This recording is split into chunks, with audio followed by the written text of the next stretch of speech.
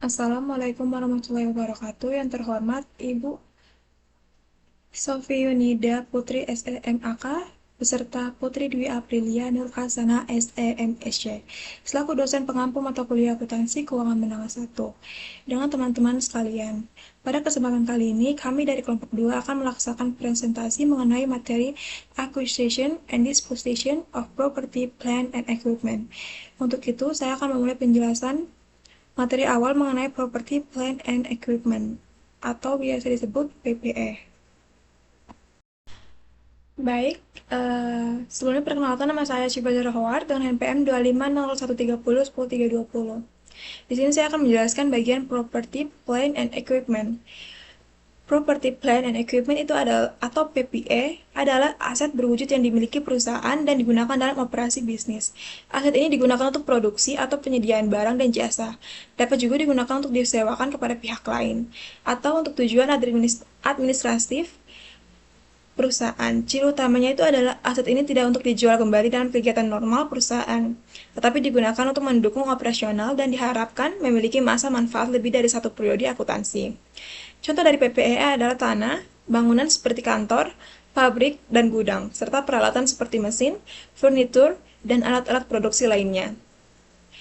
Karakteristik dari PPE antara lain pertama, diperoleh untuk digunakan dalam operasi, bukan untuk dijual kembali seperti inventory. Kedua, bersifat jangka panjang dan biasanya memberikan manfaat ekonomi selama beberapa periode, sehingga dilakukan penyusutan, kecuali tanah yang umumnya tidak disusutkan, karena dianggap memiliki umur manfaat tidak terbatas. Yang ketiga, memiliki substansi fisik, artinya dapat dilihat dan disentuh secara langsung, sehingga berbeda dengan aset tidak berwujud seperti paten atau hak cipta.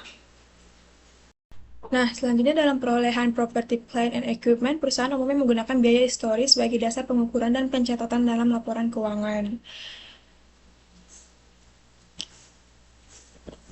Biaya historis adalah jumlah kas atau setara kas yang dibayarkan untuk memperoleh suatu aset, termasuk seluruh biaya yang diperlukan untuk membawa aset tersebut ke lokasi dan kondisi yang siap digunakan sesuai dengan tujuan operasional perusahaan.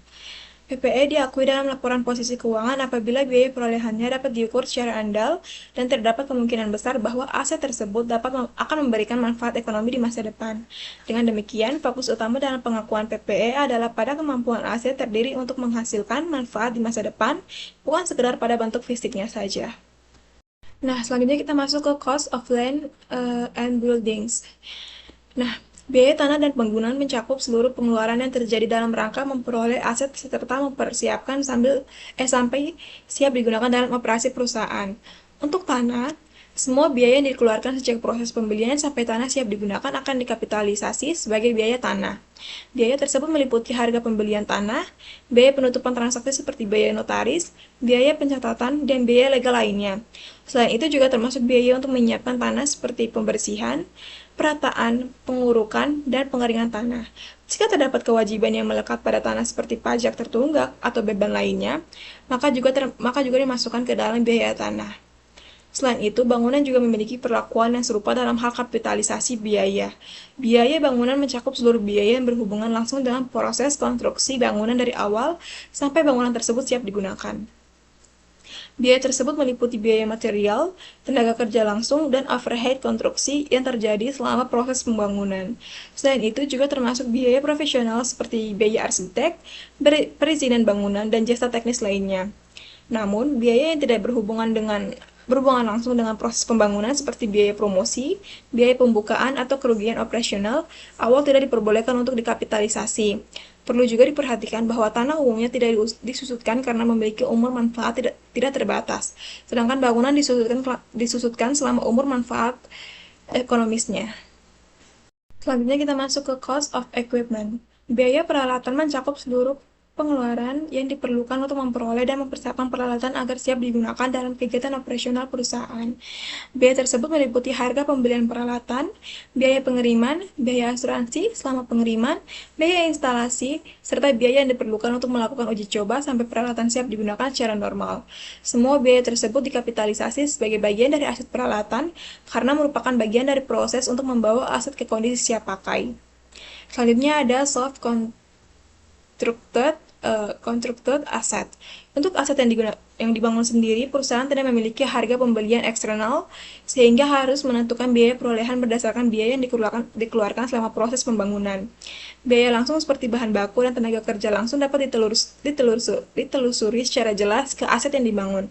Sedangkan biaya yang tidak langsung seperti overhead pabrik dapat dialokasikan ke proses konstruksi baik sebagian maupun seluruhnya tergantung kebijakan perusahaan.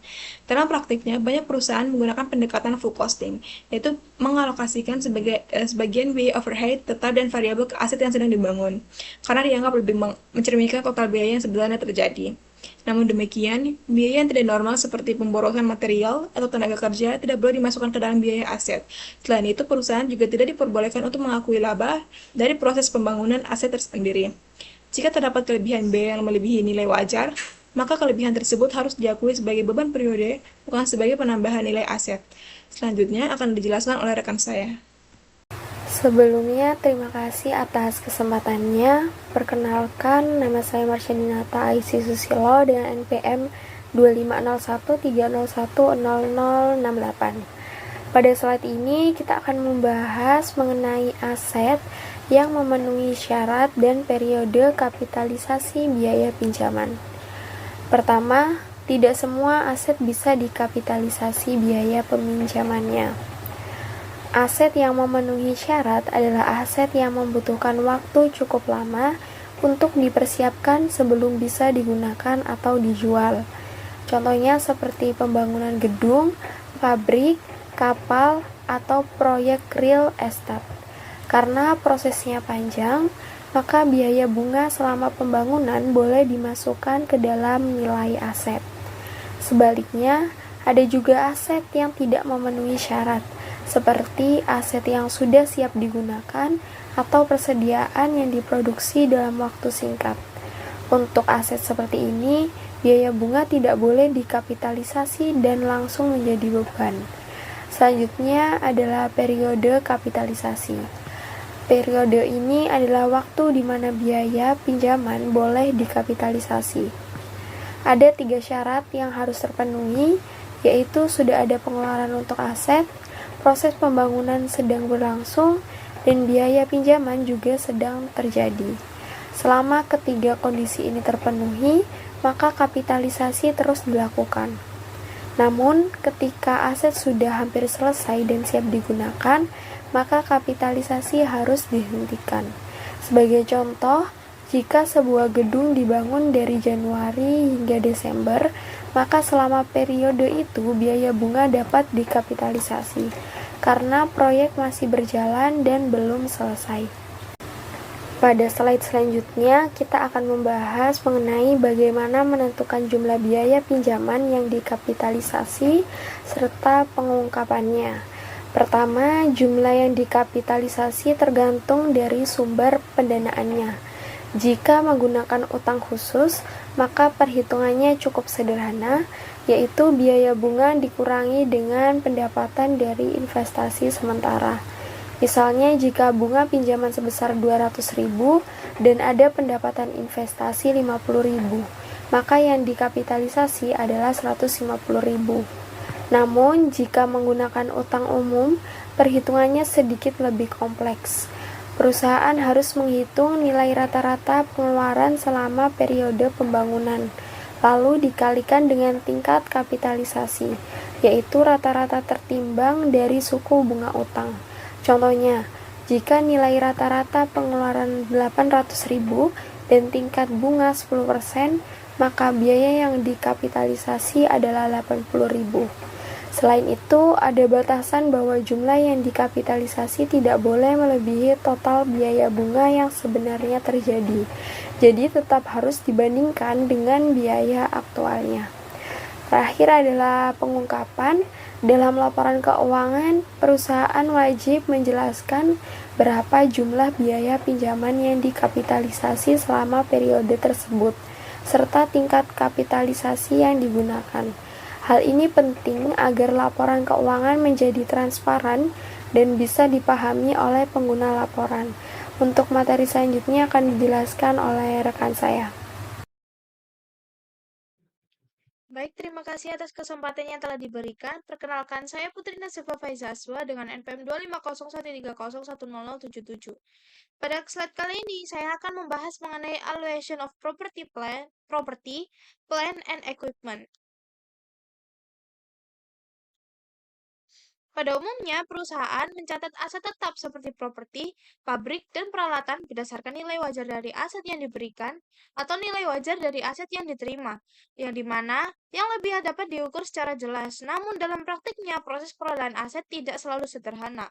Misalnya, ketika perusahaan membeli tanah dan bangunan secara bersamaan dalam satu paket harga, akan muncul tantangan dalam menentukan nilai masing-masing aset secara terpisah. Dalam kondisi seperti ini, perusahaan perlu melakukan alokasi nilai secara tepat agar aset tercatat sesuai dengan nilai wajarnya.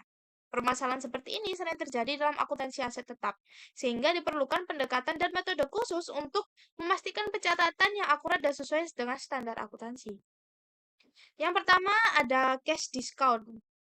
Pada pembelian aset tetap, perusahaan sering mendapatkan potongan tunai atau cash discount jika melakukan pembayaran lebih cepat. Jika diskon tersebut diambil, maka secara langsung akan mengurangi biaya perolehan aset. Namun, muncul pertanyaan, jika diskon tersebut tidak diambil bagaimana? Apakah tetap harus mengurangi biaya aset atau tidak? Dalam hal ini, terdapat dua pandangan. Pandangan pertama menyatakan bahwa baik diskon diambil maupun tidak tetap dianggap sebagai pengurangan biaya aset, karena biaya sebenarnya adalah harga tunai atau setara kas. Selain itu, tidak mengambil diskon dianggap kurang efisien. Sementara pandangan yang kedua berpendapat bahwa tidak selalu tepat jika diskon yang tidak diambil dianggap sebagai kerugian, karena bisa saja ada pertimbangan bisnis yang tertentu. Saat ini kedua metode masih digunakan, tetapi sebagian besar perusahaan cenderung menggunakan pendekatan yang pertama. Baik, selanjutnya pada slide yang kedua ini saya akan membahas mengenai deferred payment contracts. Perusahaan sering membeli aset tetap melalui kontrak kredit jangka panjang, seperti wesel, hipotek, atau obligasi. Dalam kasus seperti ini, aset tidak dicatat sebesar nilai nominal utangnya, tetapi berdasarkan nilai kini atau present value dari pembayaran di masa depan. Sebagai contoh, jika perusahaan mendandatangani wesel tanpa bunga, maka nilai aset ditentukan dengan mendiskontokan pembayaran menggunakan tingkat bunga yang berlaku di pasar. Jika tidak ada tingkat bunga yang disebutkan atau tidak realistis, maka perusahaan menggunakan imputed interest rate atau tingkat bunga taksiran yang wajar berdasarkan kondisi pasar dan risiko kredit. Tujuan dari pendekatan ini adalah untuk mencerminkan harga tunai yang sebenarnya dari aset yang diperoleh. Jika perusahaan tidak menggunakan pendekatan ini, maka aset akan dicatat terlalu tinggi dan beban bunga yang diakui menjadi terlalu rendah, sehingga tidak mencerminkan kondisi keuangan yang sebenarnya. Dan yang terakhir adalah lump sum purchases. Dalam praktiknya, perusahaan sering membeli beberapa aset sekaligus dengan satu harga gabungan atau yang disebut lump sum price. Kondisi ini menimbulkan tantangan dalam pencatatan akuntansi karena total biaya tidak langsung mencerminkan nilai masing-masing aset secara terpisah. Oleh karena itu, total biaya pembelian harus dialokasikan ke setiap aset berdasarkan nilai wajar relatifnya. Prinsip yang digunakan adalah bahwa setiap aset menerima porsi biaya sesuai dengan kontribusi nilai ekonominya. Untuk menentukan nilai wajar, perusahaan dapat menggunakan metode penelitian yang sesuai dengan kondisi yang ada. Sebagai contoh, ketika suatu perusahaan membeli beberapa aset dari satu pihak dengan satu harga, maka harga tersebut tidak dicatat sebagai satu nilai tunggal, tetapi dibagi ke masing-masing aset berdasarkan proporsi nilai wajarnya. Pendekatan ini, pencatatan aset menjadi lebih akurat dan mencerminkan nilai sebenarnya dari setiap aset yang diperoleh. Sekian penjelasan dari saya, materi selanjutnya akan dijelaskan oleh rekan saya. Terima kasih. Sebelumnya, perkenalkan, nama saya Anissa Putri Prayogo dengan NPM 25013010058. Pada pembahasan yang selanjutnya, saya akan membahas mengenai issuance of shares. Nah, issuance of shares yaitu ketika perusahaan memperoleh aset dengan menerbitkan saham. Hal penting di sini adalah kita tidak menggunakan nilai nominal saham, tetapi menggunakan harga pasar saham. Karena itu mencerminkan nilai yang sebetulnya atau cash equivalent price. Contohnya, perusahaan menerbitkan 5.000 saham dengan harga pasar $12 per lembar. Jadi total nilai aset yang diperoleh adalah $60.000. Jurnalnya yakni land $60.000 di debit dan share capital $50.000 di kredit kemudian share premium $10.000 di kredit atau land pada share capital dan share premium. Kenapa ada share premium? Karena harga pasar lebih tinggi dari nilai nominal. Jadi selisihnya itu masuk ke tambahan modal. Kurang lebihnya seperti itu. Baik, selanjutnya kita akan memasuki pada pembahasan mengenai non-monetary exchange. Nah, pertukaran aset non-moneter seperti mesin atau kendaraan. Oke, prinsip utamanya adalah menggunakan fair value. Kemudian kita itu hitung apakah terjadi gain ataukah terjadi loss dengan menggunakan rumus fair value dikurangi book value. Yang paling penting di sini adalah konsep commercial substance, yaitu apakah transaksi ini tuh mengubah kondisi ekonomi perusahaan ataukah tidak mengubah kondisi ekonomi perusahaan. Nah, kalau misalnya ada perubahan cash flow, itu gain ataupun loss itu langsung diakui. Nah, kalau tidak ada, itu gain akan ditunda. Contoh yang pertama nih, dalam kondisi rugi. Jadi fair value-nya itu 6.000, book value-nya itu 8.000. Berarti kan di sini kan kondisinya kan rugi 2.000.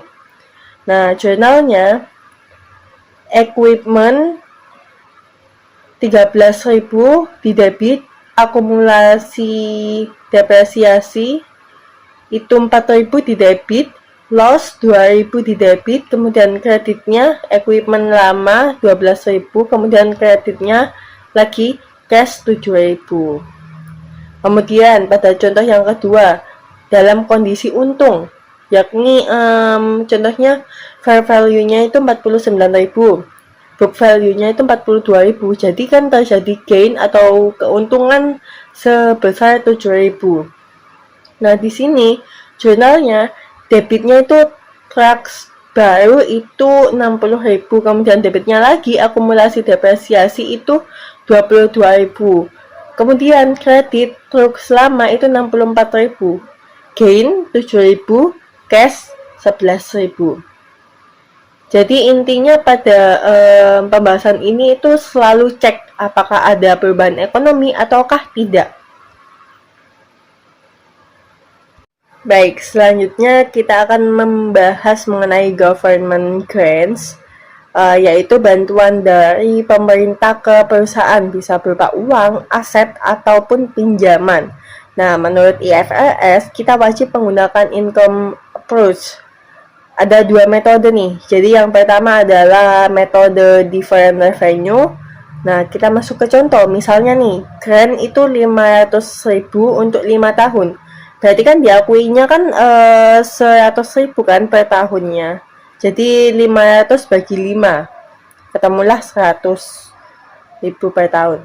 Nah, jurnal awalnya itu di debit kita itu ada cash sebanyak 500.000, kemudian kreditnya different grant value, kreditnya different grant revenue itu 500.000 juga. Berarti cash pada different grant revenue itu sebesar 500.000.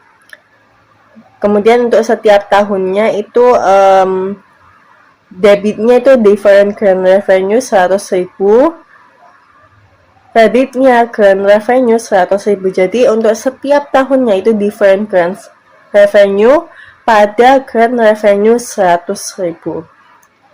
Kemudian pada metode yang kedua, yakni menggunakan metode pengurangan aset. Kita masuk ke contoh, yakni misalnya asetnya itu 2 juta, dikurangi grantnya itu tadi 500.000, jadi kan 1,5 juta atau 1.500.000. Nah, depresiasi per tahunnya, kan tadi kan sudah diketahui nih, bahwa 5 tahun, berarti 1.500.000 atau 1,5 juta itu dibagi 5. Ketemulah hasilnya 300.000. Nah, untuk kasus yang khusus itu kalau grant diberikan untuk menutup kerugian masa lalu, itu langsung diakui sebagai pendapatan. Oke, jadi intinya pada pembahasan yang government grants ini adalah mencocokkan bantuan dengan biaya yang terkait. Mungkin sekian untuk penjelasan dari saya, bisa dilanjutkan oleh rekan saya. Terima kasih. Baik, terima kasih atas waktunya. Sebelumnya perkenalkan, nama saya Lifatur Mustafa dengan NPM 210130101009. Jadi di sini saya akan menjelaskan mengenai biaya setelah tanggal perolehan. Jadi bagaimana jika ada biaya yang dikeluarkan setelah tanggal perolehan aset tetap atau PPE. Jadi di sini perusahaan itu akan mengakui biaya setelah tanggal perolehan sebagai aset ketika biaya tersebut dapat diukur secara andal dan kemungkinan besar perusahaan akan memperoleh manfaat ekonomi pada masa depan. Nah, bukti manfaat ekonomi masa depan ini mencakup 3 hal. Yang pertama ada masa manfaatnya itu akan bertambah. Yang kedua, jumlah produk yang dihasilkan, dan yang terakhir, kualitas produk yang dihasilkan. Nah, jadi di sini ada jenis utama pengeluaran. Untuk yang pertama ini adalah addition atau penambahan, yaitu dengan menambah atau memperluas aset yang ada.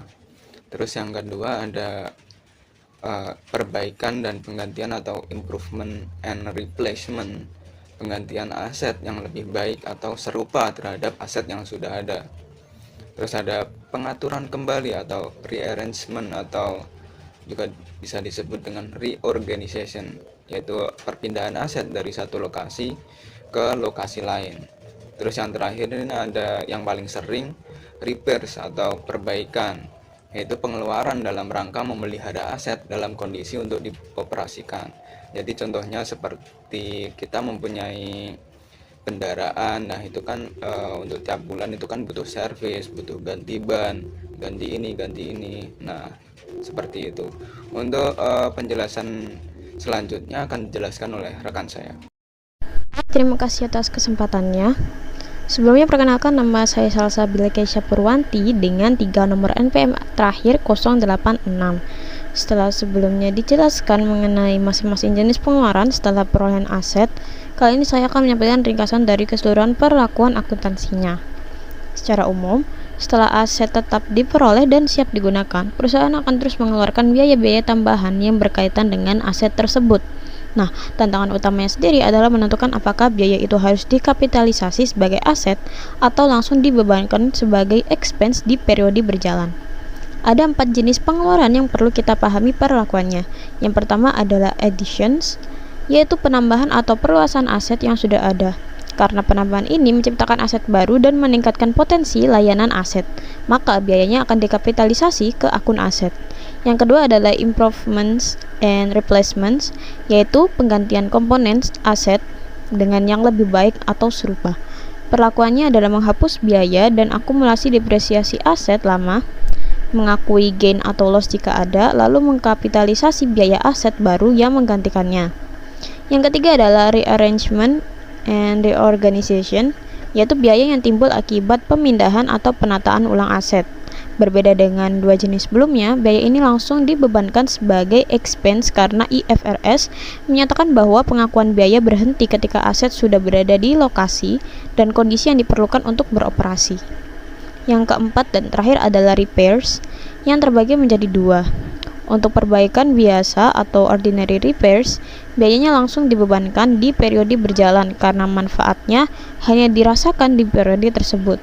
Sedangkan untuk perbaikan besar atau major repairs, perlakuannya sama seperti improvements. Biaya aset lama dihapus dan biaya perbaikan besar tersebut dikapitalisasi.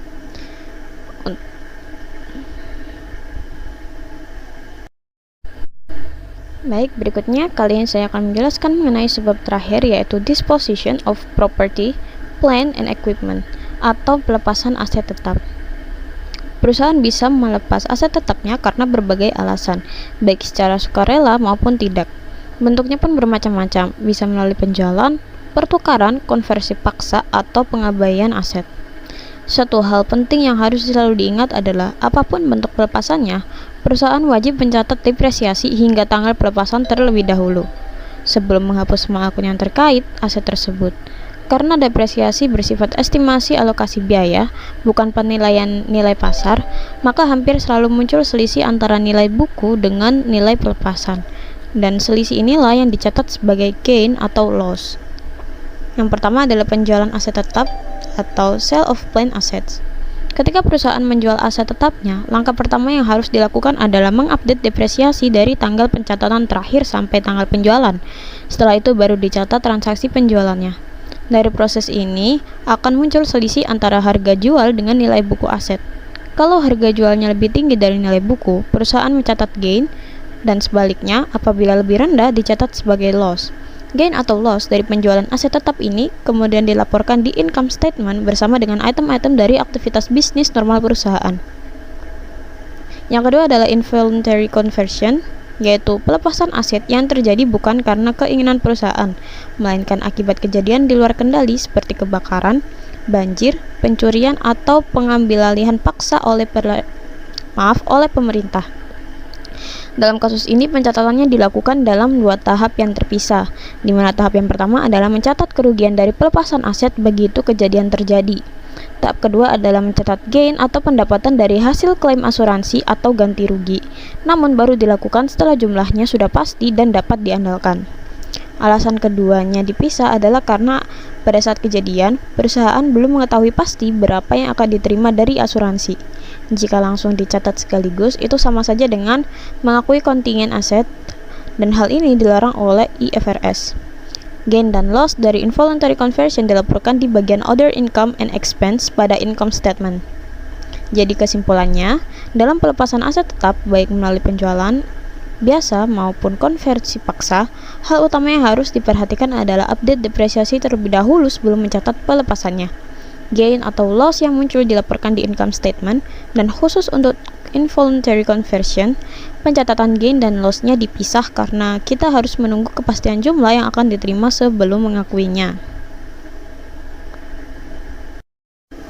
Demikian penjelasan dari kami kelompok 2 mengenai rangkuman mata kuliah bab Acquisition and Disposition of Property, Plant and Equipment.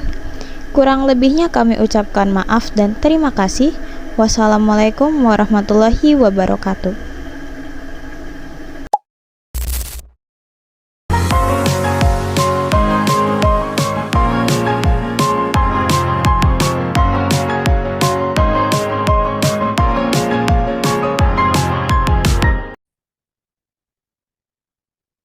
Assalamualaikum warahmatullahi wabarakatuh.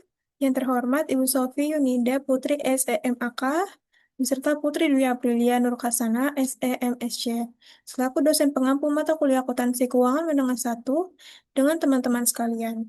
Pada kesempatan kali ini, kami dari kelompok 2 akan membahas latihan soal CH9, soal 1 P9.1 dan soal 2 P9.2. Untuk itu, saya akan memulai menjelaskan soal yang pertama, P9.1. Perkenalkan, nama saya Siva Zarahwar dengan NPM 250130100320. Nah, di sini saya akan menjelaskan latihan soal mengenai P9.1 tentang LCNRV. Nah, jadi di soal itu kita dikasih data persediaan berupa 4 jenis tabel, yaitu A, B, C, dan D yang masih ada per 31 Desember 2022. Semua datanya itu ditampilkan dalam bentuk tabel. Di tabel juga ada beberapa informasi. Yang pertama ada 2022 katalog selling price atau harga jual katalog 2022.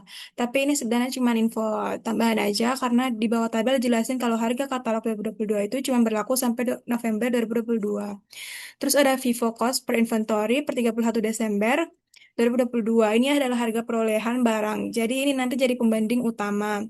Nah, selanjutnya ada estimate cost to complete and sell, yaitu biaya tambahan untuk menyelesaikan barang dan menjualnya. Ini nanti dipakai untuk mengurangi harga jual. Yang terakhir ada harga jual katalog 2023 atau 2023 katalog selling price. Nah, ini tuh penting karena di soal jelasin kalau katalog 2023 itu mulai berlaku dari 1 Desember 2022. Jadi karena kita menghitung posisi per 31 Desember, kita harus pakai harga jual 2023 sehingga sebagai dasar.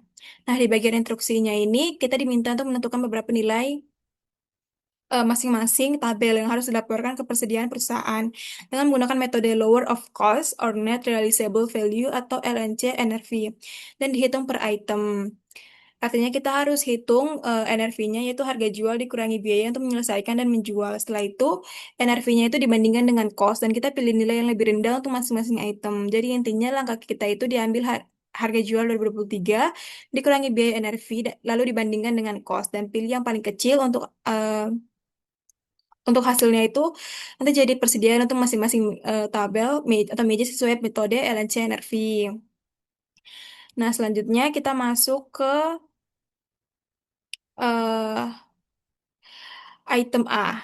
Nah, untuk item A ini aku mulai dari harga katalog selling price 2023 yaitu sebesar 500. Terus dikurangi biaya penyelesaian dan penjualan. Jadi NRV-nya itu 450. Nah, setelah itu dibandingkan sama cost yang ada di tabel yaitu 470. Karena di metode LNC NRV ini kita harus pilih nilai yang lebih rendah antara cost dan NRV. Dan di sini 450 itu lebih kecil dari 470. Jadi yang dipakai ini adalah NRV-nya yaitu 450, LNC NRV-nya 450 dan total LNC NRV-nya itu 450. Nah, untuk item B itu kita memakai cara yang sama. Harga jual katalog 2023 atau katalog selling price 2023 itu 540. Dikurangi biaya estimate cost to complete and sell itu 110. Jadi NRV-nya itu 430. Nah, terus kita bandingkan dengan cost 450. Karena 430 itu lebih kecil, jadi sesuai dengan LNC NRV-nya itu, kita pakai NRV-nya itu yaitu 430. Nah, jadi hasil LNC NRV-nya itu 430 dan total LNC NRV-nya itu 430. Selanjutnya akan dijelaskan oleh rekan saya. Sebelumnya, terima kasih atas kesempatannya. Perkenalkan, nama saya Marcelina Azizusilo dengan NPM 2501 3010068. Pada kesempatan kali ini, saya akan menjelaskan lanjutan dari pembahasan sebelumnya oleh rekan saya. Pada tabel ini ditampilkan perhitungan NRV, Net Realizable Value, dan LCNRV, Lower of Cost or Net Realizable Value, untuk 4 item persediaan, yaitu item A, B, C, dan D. Pertama, kita lihat kolom FIFO cost per inventory list tanggal 12, tanggal 31 bulan Desember tahun 2022. Ini menunjukkan harga perolehan masing-masing item berdasarkan metode FIFO. Nilai ini akan dibandingkan dengan NRV untuk menentukan nilai LCNRV. Selanjutnya, untuk kolom estimate cost to complete and sell merupakan biaya tambahan yang masih harus dikeluarkan agar barang bisa dijual, seperti biaya penyelesaian atau pemasaran. Kemudian, kolom 2023 katalog selling price menunjukkan harga jual terbaru yang diharapkan pada tahun berikutnya. Nah, dari dua komponen tersebut, kita menghitung NRV dengan rumus NRV sama dengan harga jual dikurangi sama biaya penyelesaian dan penjualan. Untuk item A dan B sudah dijelaskan oleh rekan saya sebelumnya. Di sini saya akan menjelaskan untuk item C. Untuk item C ini harga jualnya itu kan 900 euro. Dan biaya tambahannya itu ada 260 euro.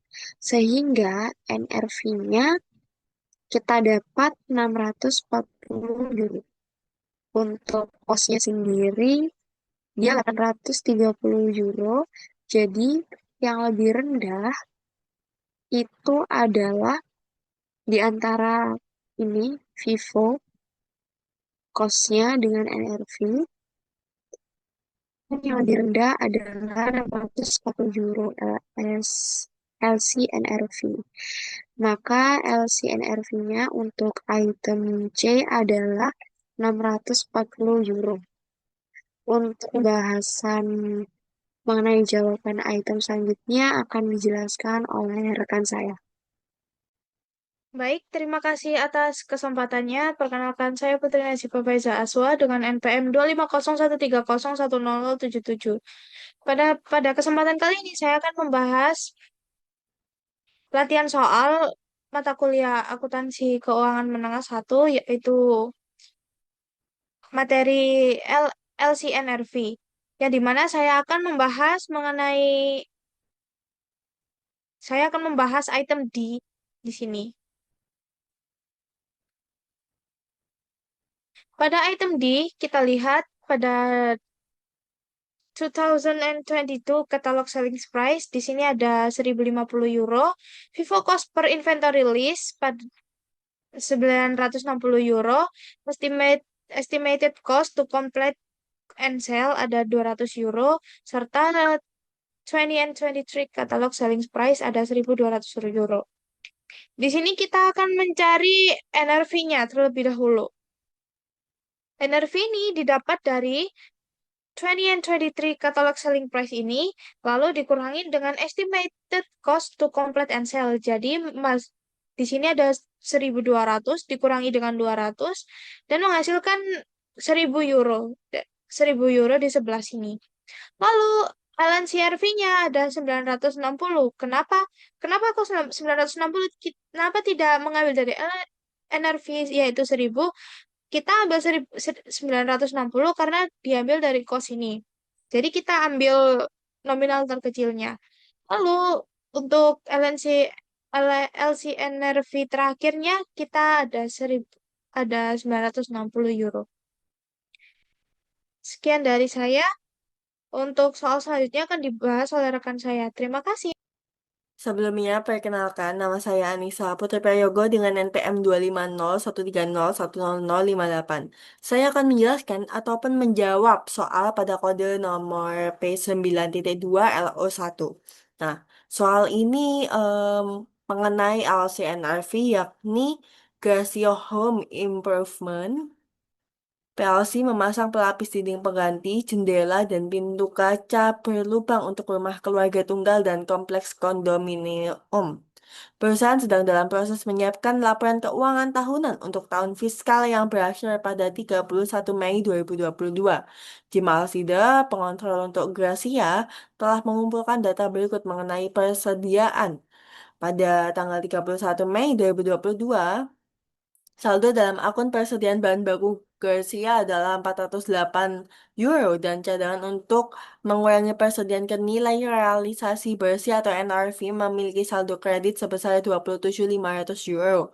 Awasi dia merangkum biaya persediaan dan data pasar yang relevan pada tanggal 31 Mei 2022 dalam tabel di bawah ini.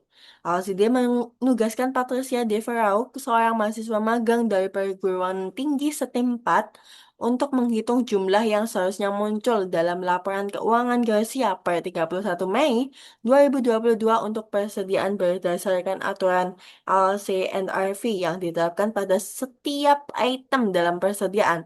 Deveraux menyatakan kekhawatirannya atas penyimpangan dari prinsip biaya historis.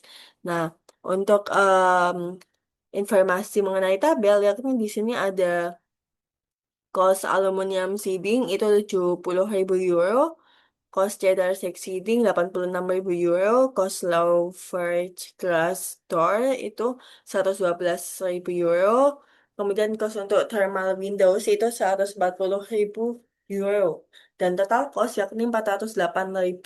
euro. Kemudian untuk sales price itu untuk aluminium sheeting itu 64.000 euro, cheddar sheeting itu 94.000 euro, Louvered glass doors itu 186.400 euro, kemudian thermal windows itu 154.800 euro, dan total sales price itu 499.200 euro. Kemudian untuk naturalizable value atau NRV-nya, aluminium sheeting itu 56.000, kemudian cheddar sheeting itu 84.800, Louvered glass door itu 168.300, dan thermal windows itu 140.000 euro. Dan total untuk NRV itu 449.100 euro. Kemudian em, saya akan menjawab pada instruksi yang A dan yang pertama, yakni mengenai em, tentukan saldo yang tepat pada cadangan untuk mengurangi persediaan menjadi nilai realisasi bersih atau NRV pada tanggal 31 Mei 2022. Oke. Nah, kita akan menjawab. Di sini kita menentukan dulu LCNRV dan loss-nya itu berapa. Jadi kita input kembali item, cost, dan NRV pada soal, yakni yang telah saya sebutkan tadi, dengan jumlah total cost itu 408.000 euro dan NRV itu 449.100 euro. Nah, kita akan mencari LCNRV-nya terlebih dahulu. Untuk LCNRV ini, kita membandingkan antara cost dan NRV-nya. Nah, untuk aluminium sheeting, kenapa kok LCNRV-nya 56.000? Karena kita bandingkan nih, mana yang lebih rendah. Jadi, kita input ke LCNRV. Nah, di sini cost kan 70.000 euro, sedangkan NRV-nya itu 56.000. Jadi kan yang lebih rendah kan NRV-nya 56.000 dibandingkan cost-nya 70.000 euro. Jadi untuk LC NRV-nya itu 56.000 euro dan loss-nya 14.000. Loh, kenapa kok bisa loss 14.000? Karena NRV lebih rendah daripada cost. Jadi adanya em, penurunan ini biaya dari nilai realisasi bersihnya.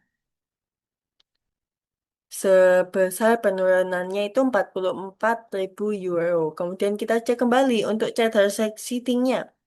Nah, ini kita sekaligus ya, teman-teman, LCNRV dan juga loss-nya berapa. Lanjut untuk cheddar seating-nya, di sini kita lihat nih. Cost-nya itu 86.000 dan NRV-nya itu 84.800 euro. Jadi, kita lihat mana yang lebih rendah. Oh, NRV-nya lebih rendah. Jadi, kita inputkan ke LC NRV-nya.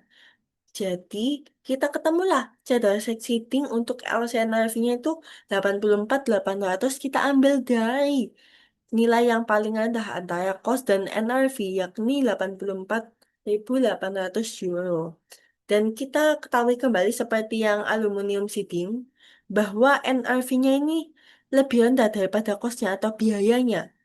Jadi adanya penurunan biaya, kita inputkan ke loss, ataupun penurunannya itu sebesar 1.200. Ini gimana ngitungnya? Jadi 14.000 dan 1.200 itu gimana ngitungnya? Jadi cost dikurangi NRV. Kemudian lanjut pada louvered glass doors. Costnya di sini 112.000. Sedangkan NRV-nya itu 168.300. Berarti di sini costnya itu lebih rendah daripada NRV. Jadi di sini tuh ada peningkatan, bukan lagi penurunan ataupun loss. Nah, jadi untuk LCNRV-nya itu 112.000 karena eh cost lebih rendah daripada NRV. Jadi nilai mana yang lebih rendah itu kita inputkan ke LCNRV. Kemudian kenapa kok loss-nya ini nol? Ya karena em, NRV-nya ini mengalami peningkatan, bukan penurunan, jadi nol. Jadi kayak cost-nya ini em, apa ya, lebih rendah itu dari NRV-nya. Jadi kan nggak ada penurunan sama sekali dari biaya awal dengan nilai realisasi bersihnya. Malahan ada peningkatan, bukan penurunan. Nah, selanjutnya thermal windows. Nah, thermal windows ini cost-nya ini 140.000 euro. Sedangkan NRV-nya itu 140.000 euro. Nah, kalau yang ini kan sama nih. Jadi biaya dengan nilai realisasi bersihnya itu sama. Langsung saja di LCNRV-nya kita inputkan 140.000 karena tidak ada nilai yang lebih rendah antara cost dengan NRV. Kemudian loss-nya kenapa nol ya? Karena ini nilainya sama. Berarti antara biaya dan nilai realisasi bersihnya itu masih sama. Nggak ada penurunan, nggak ada peningkatan. Jadi kayak yang aluminium sheetingnya ini itu loss, terus ini tuh juga loss, ini itu peningkatan. Dan ini tuh seru. Maaf. Jadi kayak ya udah nggak ada apa-apa, flat aja gitu. Kemudian untuk total LCNRV kita jumlahkan semua. Mulai dari aluminium seating, Cedarasek seating, kemudian louvered glass door, dan thermal windows itu kita ketemu totalnya itu 392.800 euro. Dan loss-nya kita tambahkan aja nih yang adanya penurunan yakni 14.000 ditambah 1.200. Maka ketemulah 15.200. Oke, selanjutnya yakni em, ini sudah ya total wear down loss-nya yakni 15.200 sesuai dengan tabel yang telah saya buat. Jadi 15.200. Kemudian kita em, ini untuk required balance-nya eh, the required balance in the allowance to reduce inventory to NRV juga sama ini tingkatnya jadi 15.200 euro. Kemudian ini tuh ending jadi kayak saldo allowance yang seharusnya atau required balance-nya ini ya sama ini dari nilai penurunan ini tadi yakni 15.200. Kemudian kita cek maaf sebelumnya current credit balance-nya ini in the allowance account-nya ini 27.500 ini dapat dari ini and allowance to reduce inventory to NRV had a credit balance of 27.500 euro. Nah, maka kita dapatlah di sini untuk current balance, maaf, credit balance yakni 27.500. Nah, difference-nya kita coba cek nih, difference-nya itu berapa? Eh, Gimana nih cara mencari difference-nya? Jadi, credit balance-nya dikurangi dengan required balance in the allowance to reduce inventory to NRV. Ataupun kita membandingkannya itu gini, saldo sekarang dengan saldo yang seharusnya. Yang ini kan saldo seharusnya nih, yang 15.200 euro. Sedangkan yang 27.500 itu saldo yang sekarangnya. Jadi saldo sekarang dikurangi saldo yang seharusnya, maka ketemulah 12.300. Nah, untuk selisih, untuk difference-nya. Nah, ini kenapa kok ada keterangan overstate? Karena ini tuh terlalu besar banget selisihnya. Maka kita ketemulah untuk jurnalnya. Maka jurnalnya ini adalah allowance to reduce inventory to NRV pada recovery of inventory loss itu 12.300. 12.300 ini kita dapatkan dari selisih antara saldo saldo allowance yang sekarang dikurangi dengan saldo allowance yang seharusnya. Nah, untuk final answer-nya itu proper balance of allowance to reduce inventory to NRV itu 15.200 euro. Jadi kayak kesimpulannya itu saldo allowance yang betul-betul pada 31 Mei 2022 itu ya 15.200 euro itu tadi dari nilai penurunan itu tadi yang kita dapatkan.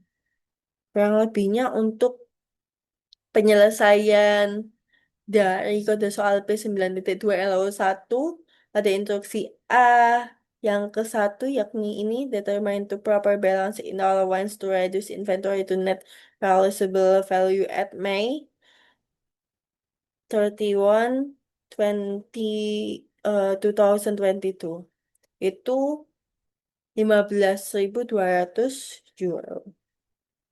Mungkin sekian penjelasan dari saya mengenai penyelesaian kode soal P9.2 LO1 pada instruksi yang A ke-1.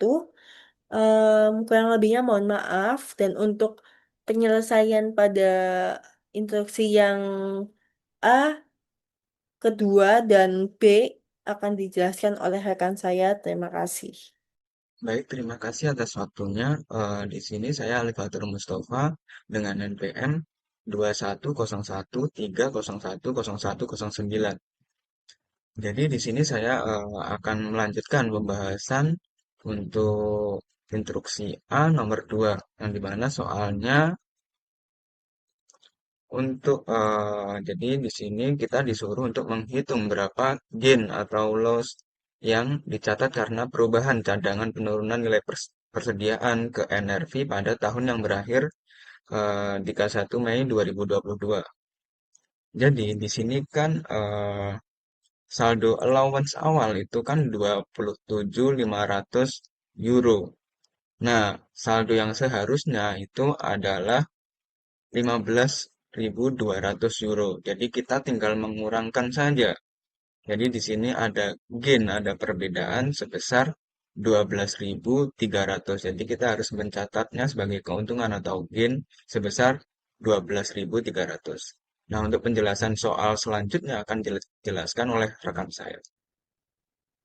Baik, sebelumnya perkenalkan nama saya Salsabila Kesha Purwanti dengan 3 nomor NPM akhir 086.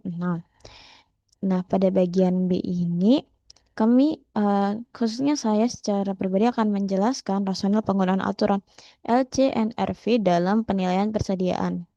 Nah, aturan LCNRV diterapkan pada persediaan karena dilandasi oleh prinsip konservatisme dalam akuntansi yang mengharuskan kerugian diakui segera pada saat diketahui, meskipun kerugian tersebut belum terrealisasi secara penuh.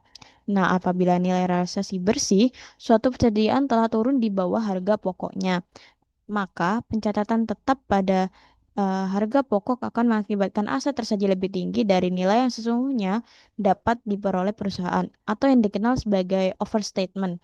Nah, kondisi ini tentunya akan memberikan informasi yang menyesatkan bagi para pengguna laporan keuangannya. Selain itu, penerapan aturan ini juga sejalan dengan prinsip penandingan atau matching principle, di mana penurunan nilai yang terjadi pada suatu periode pelaporan harus diakui pada periode yang sama, bukan dialihkan ke periode berikutnya. Adapun terkait kekhawatiran Deveroux mengenai penyimpangan dari historical cost principle sendiri, hal tersebut dapat dipahami. Namun, perlu ditegaskan bahwa standar akuntansi yang berlaku memang mengizinkan atau bahkan mengharuskan penyesuaian ini dilakukan dengan tujuan agar laporan keuangan dapat menyajikan informasi yang lebih relevan, andal, dan tidak menyesatkan bagi para pemangku kepentingannya. Demikian penjelasan dari kami kelompok 2 mengenai jawaban atas latihan soal P92 dan CP91 Kurang lebihnya kami ucapkan maaf dan terima kasih. Wassalamualaikum warahmatullahi wabarakatuh.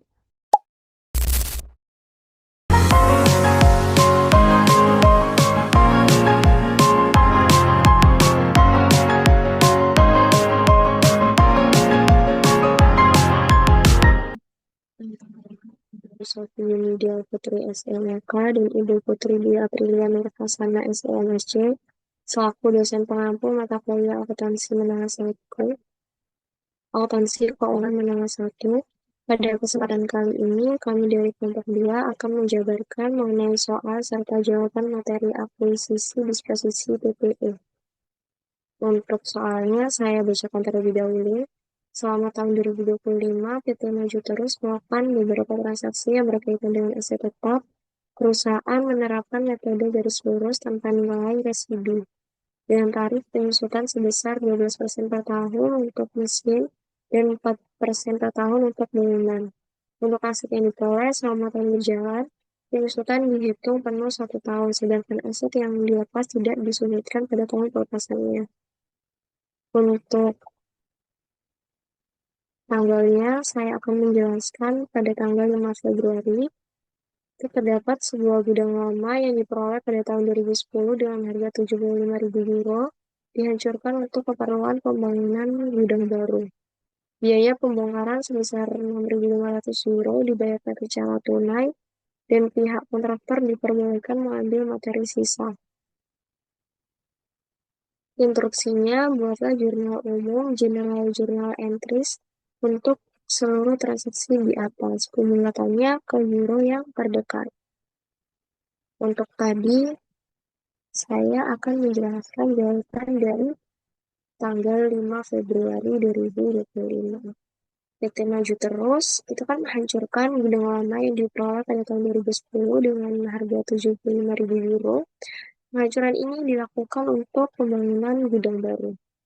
Sesuai jalan perusahaan, metode penyusutan yang digunakan adalah garis lurus tanpa nilai residu dengan tarif penyusutan bangunan sebesar 4% per tahun. Selain itu, aset yang dilepas tidak disusutkan pada tahun pelepasannya. Oleh karena itu, penyusutan hanya dihitung dari tahun 2010 sampai 2025, yaitu selama 15 tahun.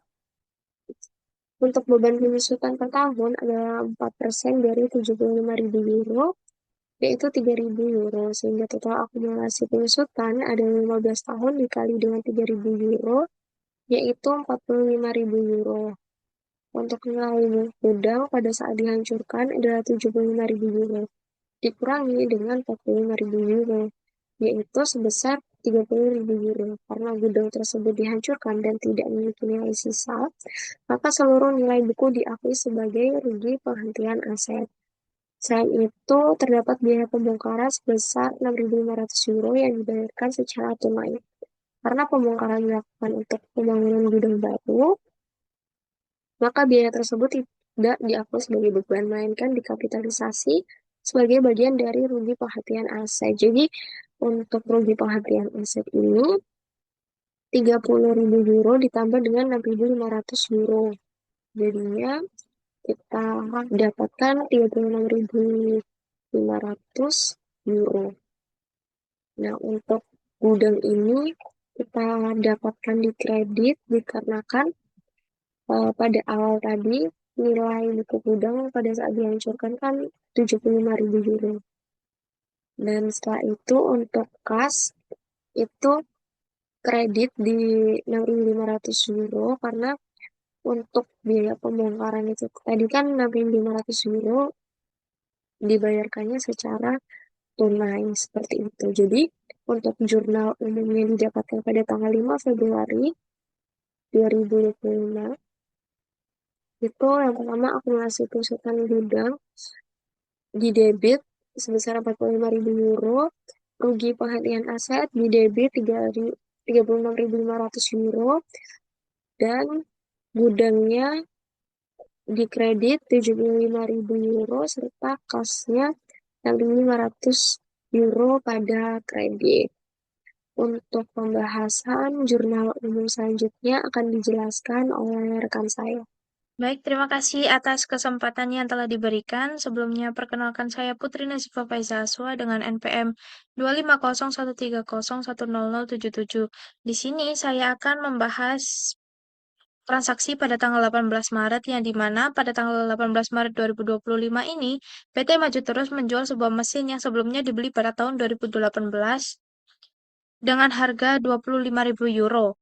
Mesin tersebut disusutkan menggunakan metode garis lurus dengan tarif 12% per tahun dan sesuai kebijakan perusahaan tidak dilakukan penyusutan pada tahun penjualan. Penyusutan per tahun yaitu sebesar 3.000 euro. Mesin yang telah digunakan selama 7 tahun, yaitu dari 2018 sampai 2024.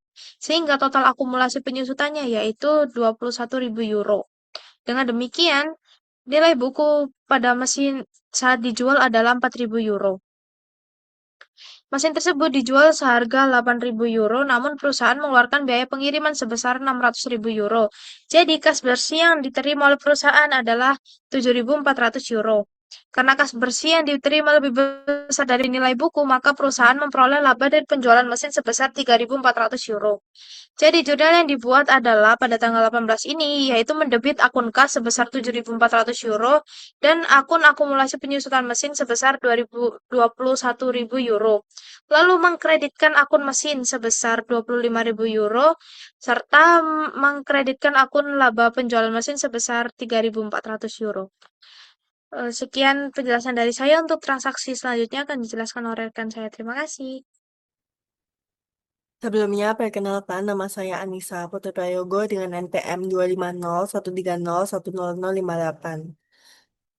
Pada kesempatan kali ini, saya akan melanjutkan untuk menjelaskan mengenai instruksi em, membuat jurnal umum atau General Journal Entries untuk seluruh transaksi di atas, yakni sebelumnya telah dijelaskan oleh rekan saya, yakni pembuatan jurnal pada tanggal 18 Maret 2025. Nah, kemudian saya akan melanjutkan untuk menjelaskan pembuatan jurnal pada tanggal 2 April 2025. Nah, di soal ini telah diketahui bahwasannya pada tanggal 2 April itu sebuah komponen kecil dari mesin produksi mengalami kerusakan dan diganti dengan biaya sebesar 1.800 euro. Kemudian penggantian ini tuh tidak menambah umur manfaat mesin. Oke, di sini kan kita sudah diketahui nih bahwasannya pada tanggal 2 April itu perusahaan itu mengeluarkan biaya itu sebesar 1.800 euro untuk mengganti komponen kecil mesin yang mengalami kerusakan. Nah, ini keterangan yang sangat penting banget untuk kita membuat jurnal penyesuaian, teman-teman. Jadi, berdasarkan informasi lagi, yang ini itu penggantian tersebut, penggantian komponen mesin itu tadi, itu tidak menambah umur manfaat mesin. Jadi, dapat disimpulkan bahwa pengeluaran ini tuh tidak memenuhi kriteria untuk dikapitalisasi sebagai aset tetap. Nah, kenapa? Oke, dalam akuntansi itu, pengeluaran yang hanya bertujuan untuk memperbaiki atau mengembalikan kondisi aset supaya beroperasi secara normal, itu dikategorikan sebagai beban perbaikan. Jadi kayak repair expense itu hanya beban perbaikan aja. Jadi dia itu tidak dianggap akun lagi seperti akun mesin gitu. Melainkan dia dianggapnya itu akun beban perbaikan. Nah, pengeluaran ini itu tidak memberikan tambahan manfaat ekonomi di masa depannya, baik bentuknya itu perpanjangan umur manfaat, peningkatan kapasitas, maupun peningkatan peningkatan kualitas aset. Nah, jadi biaya tersebut itu karena tadi ya tidak ada peningkatan manfaat ekonomi di masa depan, itu dia itu biayanya itu wajib langsung diakui sebagai beban pada periode terjadinya itu tadi, bukan ditambah ke akun lain, akun mesin itu tadi yang telah saya jelaskan sebelumnya. Nah, karena dia sudah dianggap beban perbaikan, karena tadi itu tidak menambah umur manfaat mesin, maka jurnalnya pada tanggal 2 April ini, itu jurnalnya adalah beban perbaikan pada kas sebesar 1.800 euro. Angka ini kita dapat dari mana? Sudah diketahui di soal bahwa perusahaan ini tuh mengganti atau em, mengganti komponen kecil dari mesin produksi yang mengalami kerusakan itu diganti dengan biaya 1.800. Jadi langsung aja jurnalnya itu beban perbaikan pada kas sebesar 1.800. Jadi beban perbaikannya itu tadi itu didebit. Nah, kas kita berkurang jadi di kredit.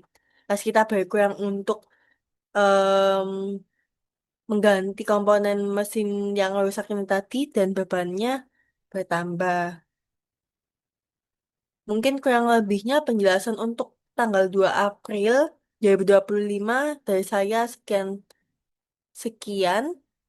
Dan untuk penjurnalan pada tanggal selanjutnya yakni tanggal 20 Juni akan dijelaskan oleh rekan saya.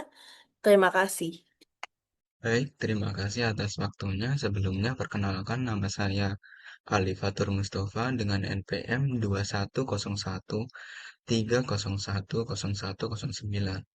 Jadi di sini saya akan menjelaskan mengenai jurnal umum pada transaksi di tanggal 20 Juni, yang dimana transaksinya itu sebuah komponen utama dari mesin yang sebelumnya dicatat sebesar 5.000 bagian dari mesin yang dibeli pada tahun 2019. Jadi 5.000 ini harga komponen yang dibeli pada tahun 2019.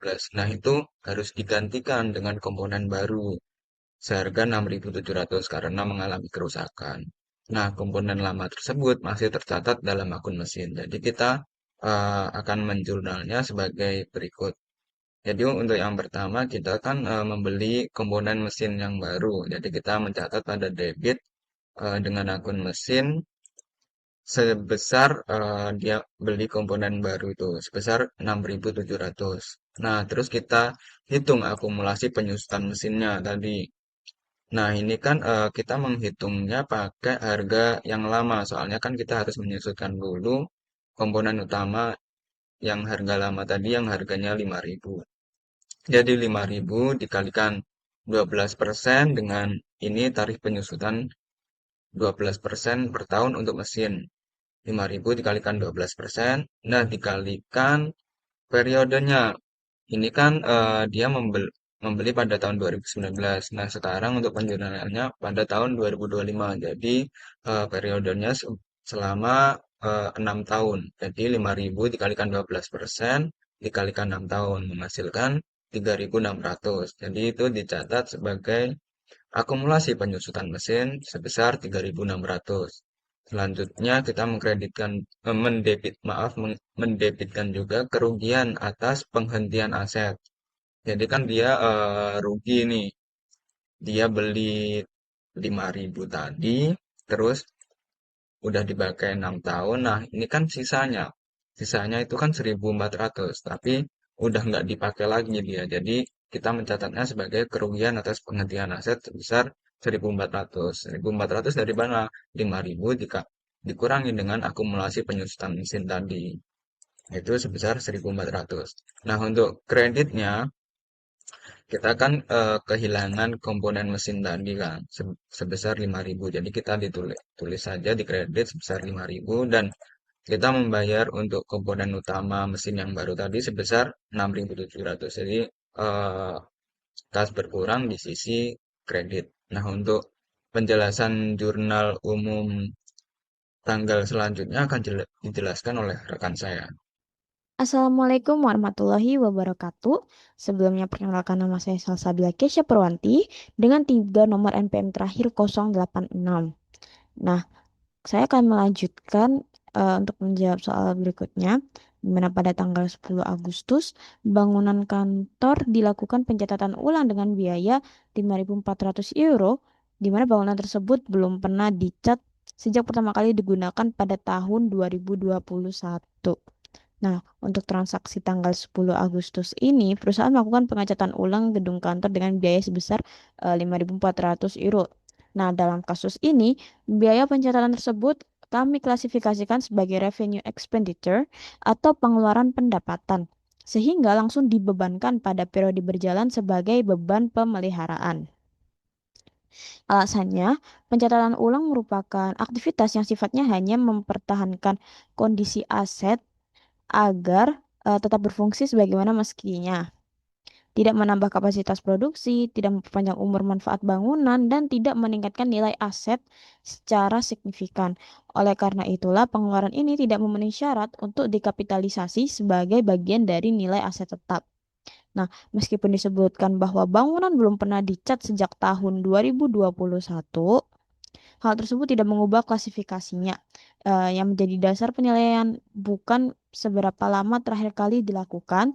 Ini tuh karena melainkan apakah pengeluaran tersebut memberikan manfaat ekonomi tambahan di luar yang sudah diperkirakan sebelumnya. Dan dalam hal ini jawabannya tidak. Maka, jurnal yang dicatat adalah mendebet beban pemeliharaan sebesar 5.400 euro dan mengkredit kas ini sebesar 5.400 euronya juga.